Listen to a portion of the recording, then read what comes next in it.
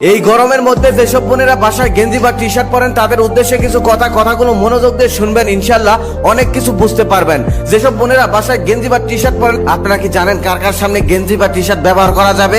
অনেকেই হয়তো বলবে মারামদের সামনে ব্যবহার করা জায়েজ আছে, কিন্তু আপনার ধারণা সম্পূর্ণ ভুল। কারণ যে আপনার বাবা হয়, যে আপনার ভাই লাগে, সেই সম্পর্কের আগেও তাদের আরো একটি সম্পর্ক আছে, তারা হলো পুরুষ। তাদের মধ্যে পুরুষত্ব আছে।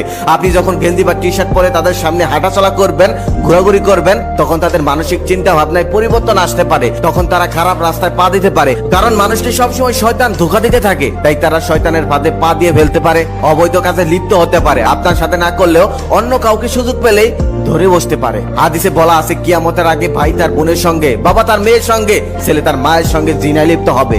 আস্তাগফিরুল্লাহ, নাউজুবিল্লাহ। আল্লাহ তাদেরকে হেদায়েত দান করুক, আল্লাহ তাদেরকে ক্ষমা করুক। খবরে অলরেডি এইসব আপনি শুনতে পারবেন, এইসব অলরেডি শুরু হয়ে গেছে। এর কারণ কি জানেন? একমাত্র মেয়েদের বেপরদা। কিছু মেয়েরা তো এখনই রাস্তাঘাটে প্যান্ট টি শার্ট পরে ঘুরে বেড়ায়। ওইসব মেয়েদের তো লজ্জা শরম কিছুই নেই। তারা মুসলিম নাকি অন্য ধর্মের সেটাও বোঝা যায় না। আল্লাহ তাদেরকে হেদায়েত দান করুক, আল্লাহ তাদেরকে ক্ষমা করুক। এখানে কিছু বেপরদা মেয়েরা বক্তব্য রাখবে যে আমাদের দেশে তো 5 বছরের শিশু মেয়েকেও দর্শন করা হয়, বৃদ্ধকেও দর্শন করা হয়। তাদের উদ্দেশ্যে আমি একটা কথা বলবো। তাদের এই প্রশ্নের দাঁত ভাঙা জবাব দিতে আমি একটা কথা বলতে চাই। সেও অনেকদিন আগের কথা। আমার পাশের বাসার এক আন্টি একদিন বিরিয়ানি রান্না করছিলেন। তার বিরিয়ানির গন্ধে পুরো মহল্লা মৌ মৌ করছিল। সেদিন সেও আমাকে বিরিয়ানি দিল না। তারপর আমার বিরিয়ানি খেতে প্রচন্ড ইচ্ছে করলো গন্ধ শুকার কারণে। তারপর আমি বাজার থেকে বিরিয়ানির সকল জিনিসপত্র কিনে এনে বিরিয়ানি বানিয়ে খেলাম। আমি সেদিন কিন্তু বিরিয়ানি খেতাম না, একমাত্র সেই বিরিয়ানির গন্ধ পেলাম, তাই খেতে ইচ্ছে করলো, তাই খেয়েছিলাম। তেঁতুল দেখলে যেমন কিছু মেয়েদের জিভে পানি আসে, জিভ এক হাত হয়ে যায়, ঠিক তেমনই কিছু পুরুষের বেপরদা মেয়েদেরকে দেখলে জিভ এক হাত হয়ে যায়, মুখ করতে মন চায়। লোকালয়ের মধ্যে তখন তাকে হয়তো ধরতে পায় না, তারপর আড়ালে গিয়ে যাকে পায় তাকেই ধরে বসে। সেটা বাচ্চা হোক, সেটা বয়স্ক হোক বা যুবতী, সেটা দেখার তার কোনো যায় আসে না। কারণ তার ভোগ করতে হবে, তার জিভে পানি এসে গেছে। আশা করি ওইসব বেপরদা মেয়েরা এই প্রশ্নের উত্তরটা পেয়ে গেছেন।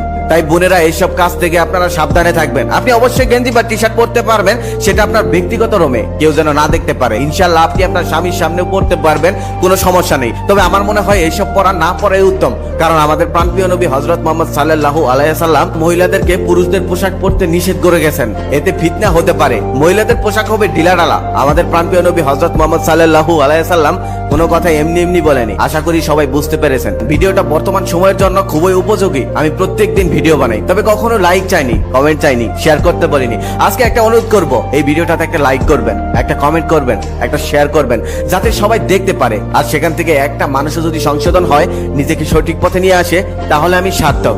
আর আপনারাও সওয়াব পাবেন, কারণ আপনাদের লাইক কমেন্ট শেয়ারে এই ভিডিওটা অন্যের কাছে পৌঁছাবে, সবাই দেখতে পারবে। আসলে গরমটা কোনো সমস্যা না, সমস্যাটা হলো তাদের চরিত্রে। সত্যি যদি তারা গরমকে ভয় পেত, তাহলে তারা জাহান্নামের আগুনকেও ভয় পেত। বেপরদা হয়ে রাস্তাঘাটে ঘুরে বেড়াতো।